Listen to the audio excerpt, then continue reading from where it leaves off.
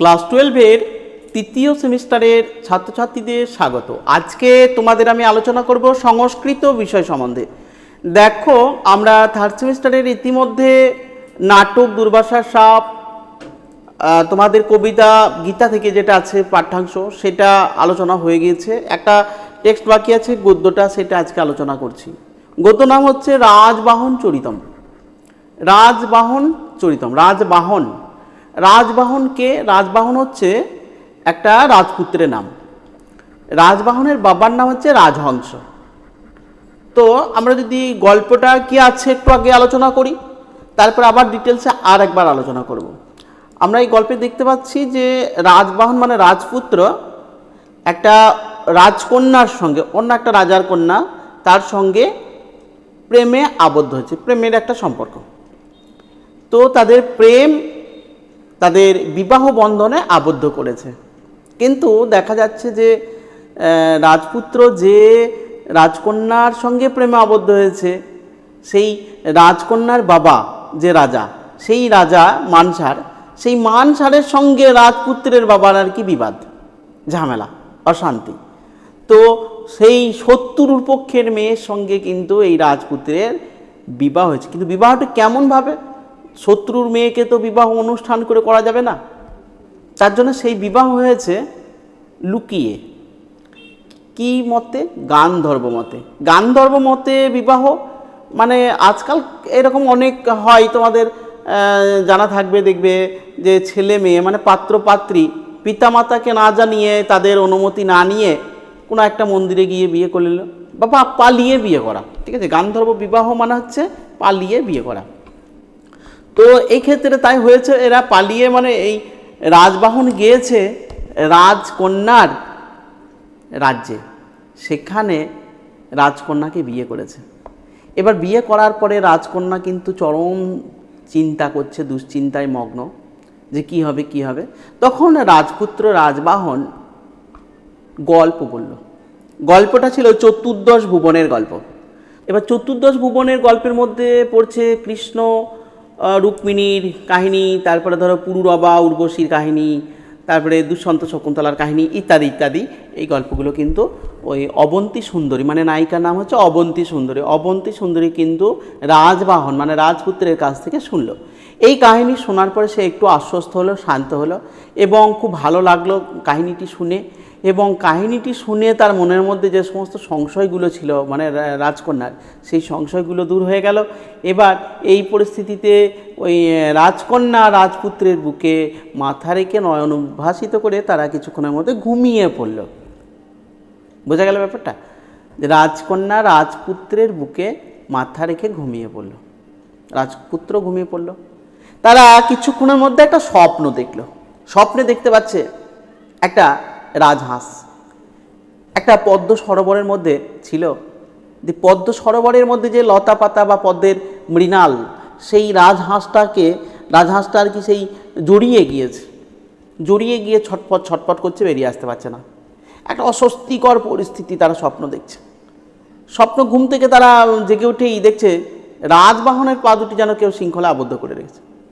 তারপরে ভালোভাবে দেখছে, হ্যাঁ, রৌপ্য শৃঙ্খলে সেই রাজপুত্রের পা দুটোকেও বেঁধে দিয়েছে। এইটা দেখার সঙ্গে সঙ্গে রাজকন্যা অবন্তী সুন্দরী তো চরমতমভাবে কান্নাকাটি চিৎকার করতে লাগলো। আর চিৎকার চেঁচামেচিতে সেই রাজ অন্তপুরের ভেতরে যে সমস্ত লোকগুলো ছিল, তারা ভাবছে বোধহয়, মানে তারাও এত ভয় খেয়ে গেছে যে কোথাও ভূত বা আগুন দিয়ে ঘিরে দিলে যেমন চারিদিকে লোক বেরোইতে না পেরে যেমন চিৎকার করে, বা কোনো পিশাচ দ্বারা আক্রান্ত হলে যেমন চিৎকার করে, সেই রকমভাবে মানে হঠাৎ করে ভয়ে চিৎকার করতে লেগেছে চারিদিক থেকে। এসে দেখছে যে অবন্তী সুন্দরী আর রাজবাহন। তো রাজবাহনকে দেখে তারা রাজবাহনকে গিয়ে তারা আক্রমণ করার চেষ্টা করল, কিন্তু রাজবাহনের যে শক্তি, সেই শক্তির কাছে কিন্তু কেউ পারল না।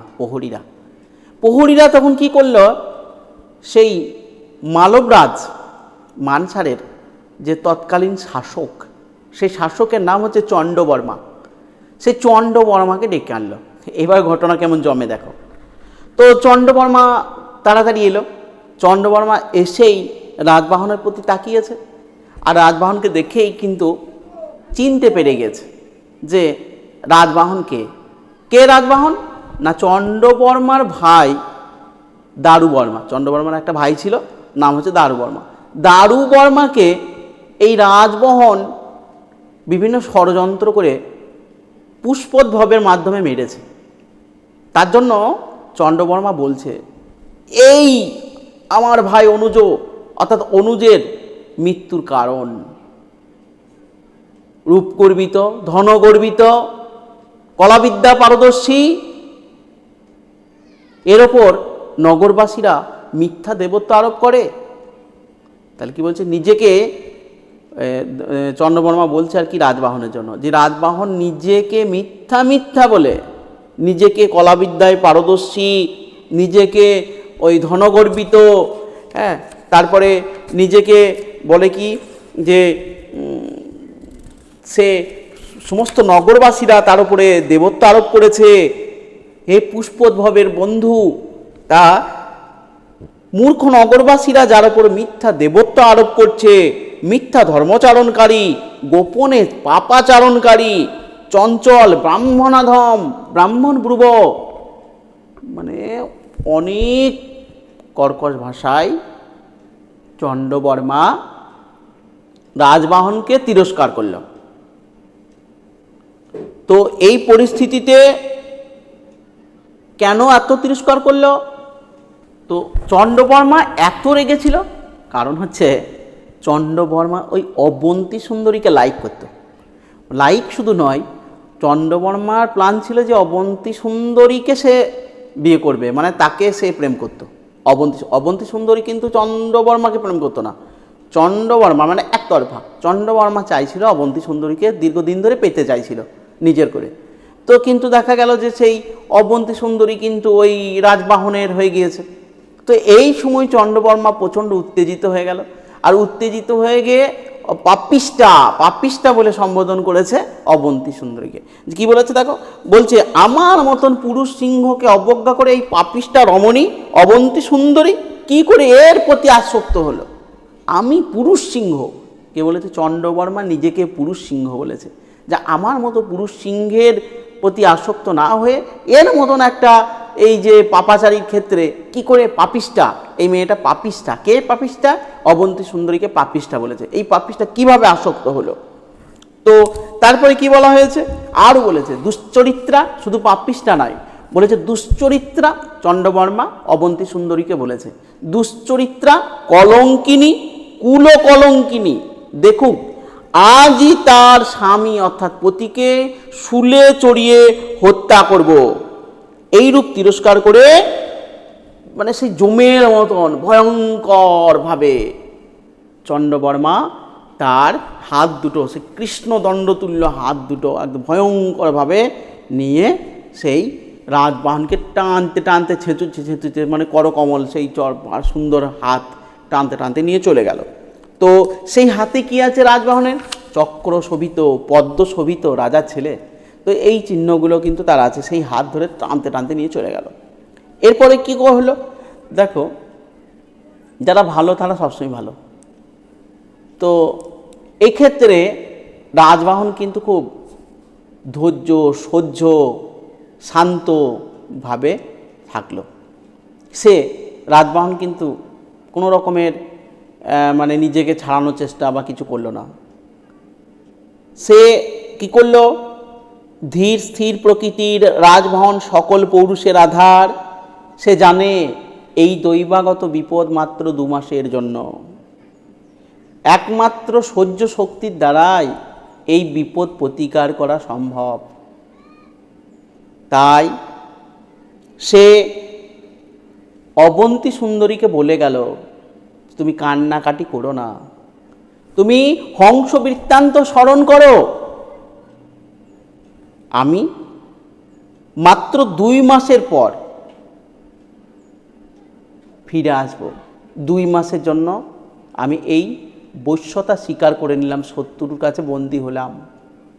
দিয়ে রাজবাহন শত্রুর কাছে বন্দী হলো। আমি আরেকবার ছোট করে বলি, এবার উৎসগুলো একটু বলছি। মগধের রাজা রাজহংসের পুত্রের নাম হচ্ছে রাজবাহন, আর মালবের রাজা মানসারের কন্যা হচ্ছে অবন্তী সুন্দরী। এরা দুজনে দুজনার প্রতি প্রণয়াসক্ত ছিল।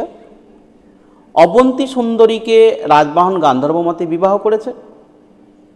অবন্তী সুন্দরী রাজবাহনের কাছ থেকে চতুর্দশ ভুবনের গল্প শুনেছে, আশ্বস্ত হয়েছে, শান্ত হয়েছে, ভালো লেগেছে। অবন্তী সুন্দরী রাজবাহনের বুকে মাথা রেখে ঘুমিয়ে পড়েছে। স্বপ্নের মধ্যে দেখছে যে পদ্মের মধ্যে একটা হাঁস বাঁধা পড়ে গিয়েছে।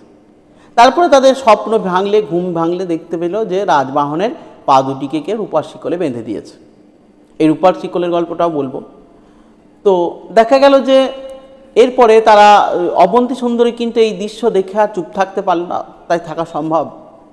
সে কিন্তু ভয়ঙ্করভাবে চিৎকার করতে লাগলো, কে? অবন্তী সুন্দরী।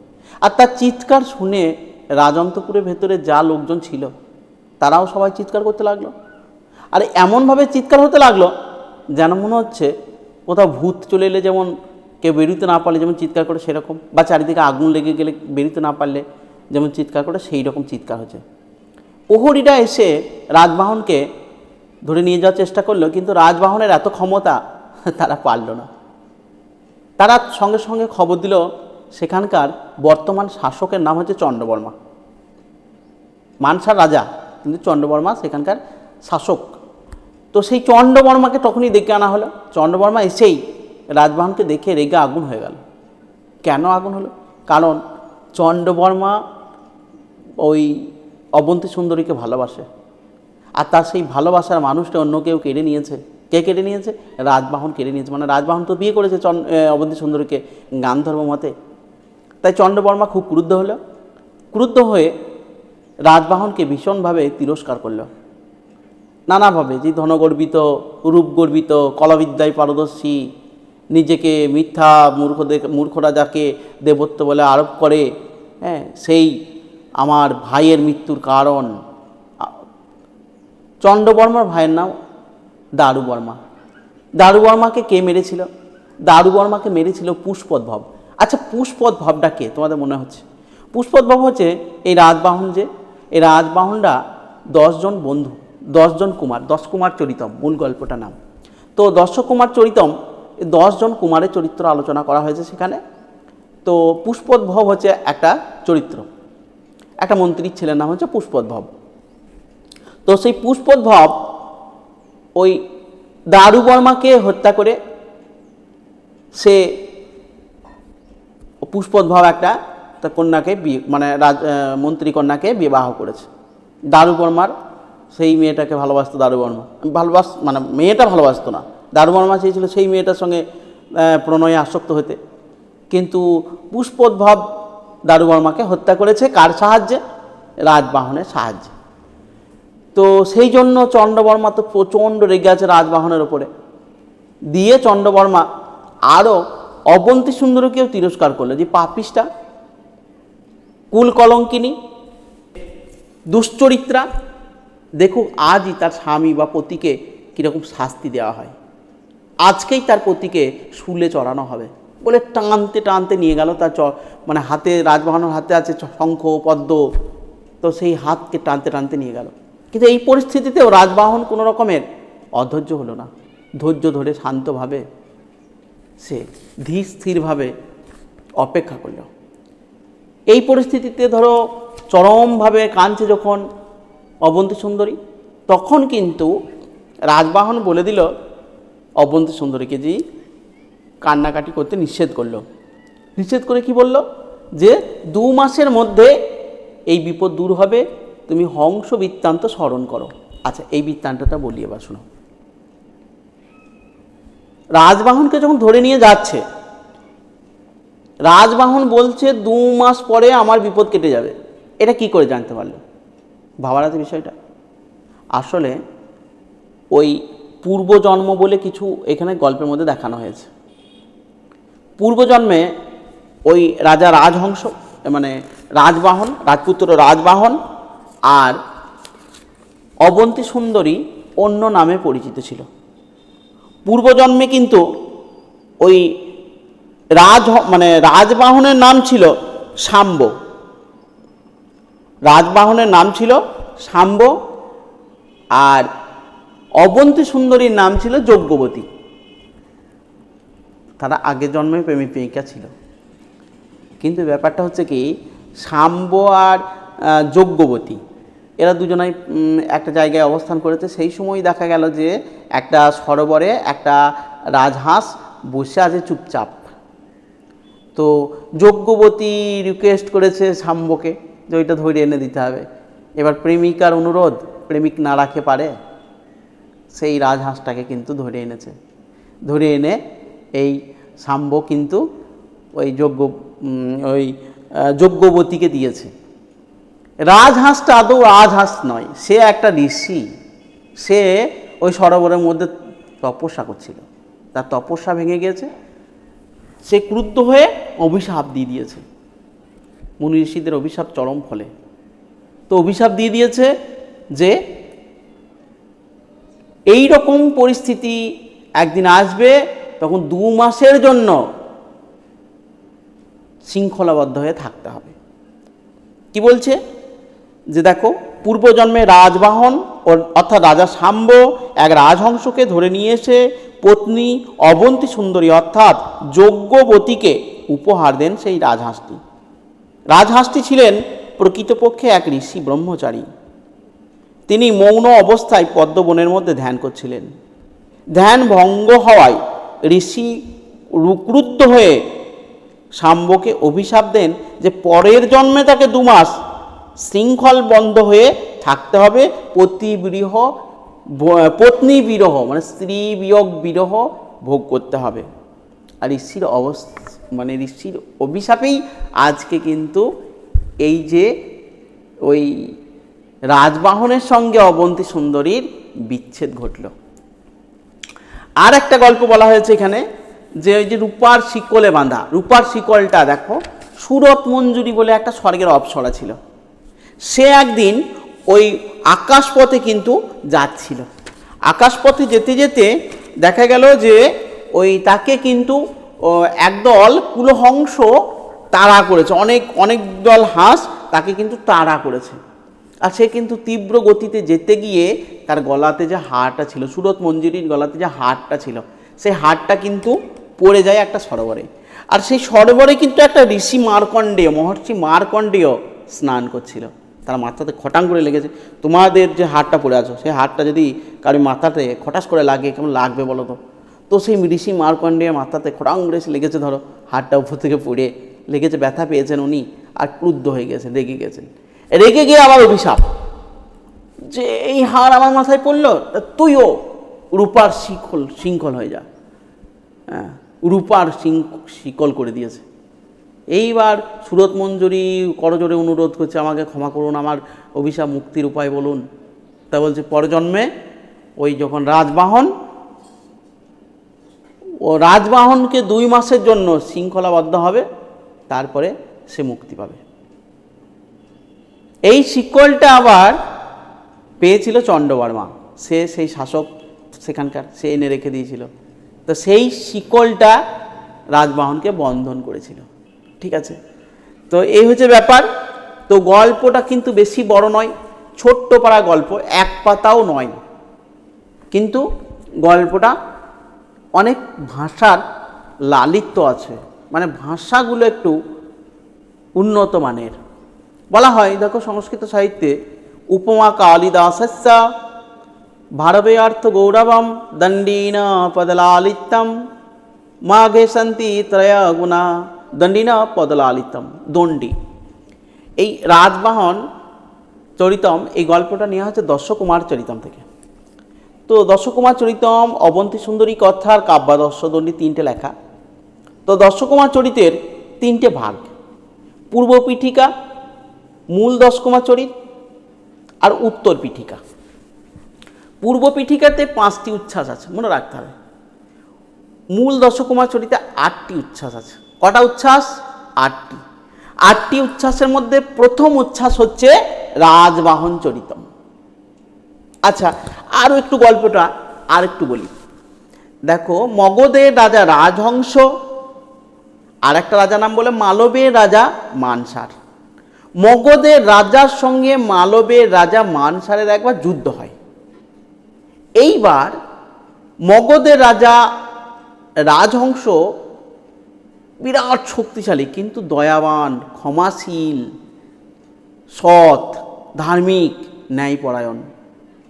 আর মালবের রাজা মানসার দাম্ভিকপূর্ণ, অহংকারযুক্ত, হ্যাঁ, নিজেকে বড় মনে করে, শত্রু মনোভাবাপন্ন। সে কিন্তু ওই মগধের রাজ্য আক্রমণ করেছে কূটকৌশলে, দিয়ে মগধের রাজাকে মানে রাজহংসকে রাজ্য থেকে তাড়িয়ে দিয়েছে। মানে হত্যা করে দিতে পেলে। মগধের রাজা রাজহংস, তার মন্ত্রীরা, হ্যাঁ, যারা ছিল তারা পদ্মোদ্ভব, যে মন্ত্রীগুলো ছিল তারা সবাই কিন্তু প্রাণপণে ছুটতে ছুটতে ছুটতে ছুটতে বিন্ধ্য পর্বতের বিন্ধ্যারণ্যের মধ্যে প্রবেশ করে। সেখানে রানী বসুমতী, রাজা রাজহংস এবং অন্যান্য মন্ত্রীরা, ব্রাহ্মণ সবাই সেখানেই থাকে, প্রজারা কিছু প্রজা সেই বনের মধ্যেই তারা বাস করতে থাকে। অনেক দিন বনের মধ্যে থাকতে থাকতে মন্ত্রীদের 9 জন পুত্র এবং রাজার একটা পুত্র, তার নাম হচ্ছে রাজবাহন, এই 10টা পুত্র কিন্তু বেরিয়ে পড়ল দিগ্বিজয় যাত্রায়। দিগ্বিজয় মানে চারিদিক জয় করে আসবে, দিয়ে ওই মালবের রাজা মানসারকে পরাস্ত করে মগধটা দখল করবে, এই চিন্তা ভাবনা দিয়ে এরা 10 জন কুমার কিন্তু বেরিয়ে পড়ল। এইবার গল্পটা বলি, দেখো তোমাদের এতটা পাঠ্য নাই, কিন্তু আমি বলছি, তোমরা শোনো মজা করে। তো দেখো 10 জন কুমার যেতে লাগলো, তারা গুরুদেবের কাছে প্রণাম টনাম করে বেরিয়ে গেল 10 জন কুমার দিগ্বিজয়, চারিদিকে জয় করার উদ্দেশ্যে। এইবার কুমারদের নাম ছিল ধরো উপহার বর্মা, অপহার বর্মা, মন্ত্রগুপ্ত, মিত্রগুপ্ত, তারপরে পুষ্পোদ্ভব, প্রমতি, সোমদত্ত, রাজবাহন, এরকম আর কি সব নাম ছিল। বললাম সমন্ত্রগুপ্ত, মিত্রগুপ্ত, অর্থপাল, বিশ্রুত, পুষ্পোদ্ভব, প্রমতি, সোমদত্ত, হ্যাঁ সব করে বলেছি উপহার বর্মা, অপহার বর্মা, রাজবাহন। তো এরা সবাই মিলে গিয়েছে। তো আমি কিন্তু তোমাদেরকে এই ফাঁকে একটা কথা বলি, আমি তোমাদের যেগুলো টিউশনিতে লেখায় সেই লেখাগুলি অলরেডি ইউটিউবে পোস্ট করা আছে। একটা সামান্য মূল্যের বিনিময়ে মেম্বারশিপে জয়েন করলে তোমরা সেই নোটসগুলো পেয়ে যাবে। ঠিক আছে, বেশ। দেখো, তো সেই 10 জন কুমার কিন্তু বেরিয়ে গেল। বেরিয়ে গিয়ে দেখছে গভীর বনের মধ্যে একটা জায়গায় একটা সাধু বাবা বসে আছে। তো সাধু বাবাকে দেখে মনে হচ্ছে সাধু বাবা, আবার দেখে মনে হচ্ছে দস্যু, মানে ভয়ঙ্কর আকার শরীর, আর সব দাগ হয়ে আছে, বুঝলাম, দাগ হয়ে আছে চারিদিকে। তো সেই রাজবাহন, আমরা তাকে দেখে তো চিন্তান্বিত হলো যে এইরকম অবস্থা কেন। তখন রাজবাহন জিজ্ঞাসা করছে, আপনি কে? আপনি দেখে মনে হচ্ছে সাধু, আবার মনে হচ্ছে আপনি একজন দস্যু, আপনার কি প্রকৃত পরিচয় বলবেন? তখন সে বলছে, হ্যাঁ আমি প্রকৃত পরিচয় বলবো, আপনারা বসুন। দিয়ে প্রকৃত পরিচয় বলতে লাগলো যে আমি ছিলাম এক বিরাট দস্যু, আমি এই বনের মধ্যেই ছিলাম, আমার সঙ্গে অনেক দস্যু ছিল, ডাকাত ছিল। পার্শ্ববর্তী গ্রামের লোকেরা এই পথ দিয়ে গেলে তাদের সমস্ত জিনিস আমরা কেড়ে নিতাম, তাদের উপর অত্যাচার করতাম, পার্শ্ববর্তী গ্রামগুলোতে আমরা ডাকাতি করে আনতাম, এইভাবেই আমরা জীবিকা নির্বাহ করে চলত। এইবার একদিন এক ব্রাহ্মণ ওই পথ দিয়ে আসছিলেন। আমার বন্ধুরা মানে দস্যুরা আলোচনা করলো যে ওই ব্রাহ্মণকে আজকে যা আছে কেড়ে নিয়ে হত্যা করা হবে। আমি কিন্তু আমার বন্ধুদের সঙ্গে এই মতে সহমত হতে পারলাম না, দিয়ে আমি বললাম না, ব্রাহ্মণকে মারা ঠিক হবে না, ব্রাহ্মণকে বধ করা অনুচিত। তা আমার কথাই তারা আমাকে তিরস্কার করলো। তিরস্কার করে ব্রাহ্মণ ইতিমধ্যে পৌঁছে গেল, ব্রাহ্মণের উপরে তারা আক্রমণ করতে লাগলো। আমি ব্রাহ্মণকে বাঁচানোর চেষ্টা করলাম, তার ফলে আমার বন্ধুদের সঙ্গে আমার কিন্তু প্রচণ্ড মারপিট হতে লাগলো। আমি ব্রাহ্মণকে বললাম আপনি তাড়াতাড়ি চলে যান, ব্রাহ্মণ আমার কথাই তাড়াতাড়ি চলে গেল। আমি বন্ধুদের সঙ্গে মার করতে করতে আমি বন্ধুদেরকে আঘাত করেছি যতটা পেরেছি, কিন্তু তাদের সঙ্গে আমি পারবো কেন, আমাকে তারা মারতে মারতে মেরে ফেললো, আমি মরে গেলাম। এরপর মরে যাওয়ার পরে আমাকে স্বর্গ থেকে যমরাজের দূত এসে আমাকে নিয়ে গেল। নিয়ে গিয়ে যমপুরীতে নিয়ে যাওয়ার পরে আমাকে একটা জায়গায় বসতে দিল। সেখানে দেখছি পাপীরা যে সমস্ত কর্ম করলে শাস্তি পায়, সেই সমস্ত জায়গাগুলোকে আমি দেখতে পেলাম। যে যেরকম কর্ম করে সে সেরকম ফল পায়। যে মিথ্যা কথা বলে তার জিভ টেনে তার জিভের মধ্যে ছ্যাঁকা লাগানো হয়, তার জিভের মধ্যে ছুঁচ ফোটানো হয়। যে মেয়েগুলো বা ছেলেগুলো দুশ্চরিত্রা, তাদেরকে খেজুর গাছের কণ্টকময় জায়গায় তাদেরকে তোলা হয় আর নামানো হয়। তারপরে যে মিথ্যা কথা বলে তার জিভ সাঁড়াশি করে টেনে ধরা হয়। তারপর যে মানে দেখা গেছে যে একটা বিশাল পাত্রের মধ্যে তেল ফুটছে টকবক করে, কাউকে সেই কেউ হাত দিয়ে কাউকে মেরেছে, সেই হাতটা সেই তেলের মধ্যে পুড়িয়ে দেওয়া হচ্ছে। কেউ লাথি মেরেছে, সেই লাথি পাটাকে সেই তেলের মধ্যে পুড়িয়ে দেওয়া হচ্ছে। এরকম ভয়ঙ্কর কষ্ট যন্ত্রণা, নরক যন্ত্রণা ভোগ করছে। এগুলো কিন্তু দেখতে পাচ্ছি আমি। আমার নাম ছিল মাতঙ্গ, সেই দস্যুরা বলছে, মানে সেই সাধু বাবাটা বলছে আমার নাম ছিল মাতঙ্গ। আমি সেইগুলো দেখতে পাচ্ছি আর আমি ভয়ে আঁতকে উঠছি। আবার কোনো সাঁড়াশি দিয়ে, এই চিমটি দিয়ে এই গায়ের চামড়া টেনে টেনে ছেঁড়া হচ্ছে। সে ভয়ঙ্কর যন্ত্রণা, নানা রকমের কথা কিন্তু মাতঙ্গ রাজবাহন এবং অন্যান্য 10 জন কুমারকে, মানে রাজবাহন সহ 10 জন কুমারকে জানালো। এইবার আশ্চর্য কাহিনী। এইবার বলছে, তাহলে তুমি কি করে বেঁচে ফিরে এলে? তা বলছে, আমি যখন বিচারে উপস্থিত হলাম তখন যমরাজ বললেন যে না, এর এখন মৃত্যু সময় উপস্থিত হলেও এ একজন ব্রাহ্মণকে সাহায্য করেছে, ব্রাহ্মণকে বাঁচিয়েছে, তার জন্য এর এখন মৃত্যু হবে না, এ আবার পুনর্জন্ম ফিরে পাক। এবং আমাকে পুনর্জন্ম ফিরে পেতে বললেন। আমি কিন্তু যমদূত আমাকে আবার নিয়ে চলে এলো, এসে আমার দেহের মধ্যে আমাকে ভরে দিল। সেই সময় আমি দেখছি জ্ঞান ফিরে পেলাম। জ্ঞান ফিরে পেয়ে দেখছি সেই ব্রাহ্মণ আমার মাথায় জল ঢেলেছে, ডাক্তার এনে চিকিৎসা করেছে, গ্রামের লোকজন সবাই এসে আমার বন্ধুদেরকে সব মেরে দিয়েছে, দস্যুগুলো সব মেরে দিয়েছে। তারপরে ব্রাহ্মণকে আমি জোড়হাত করলাম, প্রণাম করলাম, আমার জ্ঞান ফিরেছে। আমি ব্রাহ্মণকে বললাম, প্রভু আমাকে ক্ষমা করুন। ব্রাহ্মণ বললেন, ঠিক আছে, তুমি কি চাও বলো। আমি বললাম যে আমি আর কোনো দস্যুবৃত্তি করতে চাই না, আমি ভগবানের আরাধনা করতে চাই, আমি আর কোনো পাপ কর্ম জীবনে করতে চাই না। এই জীবনে যতদিন বাঁচবো আমি শুধু ভগবানের নাম জাপ করতে চাই। তো বললো, বেশ ঠিক আছে। শিবের মন্ত্র দিল সেই ব্রাহ্মণ আমার কানে কানে, আর সেই গুরু মন্ত্র আমি জপ করতে করতে এখানেই বসে আছি। তাই আমি দস্যু অথচ সাধু।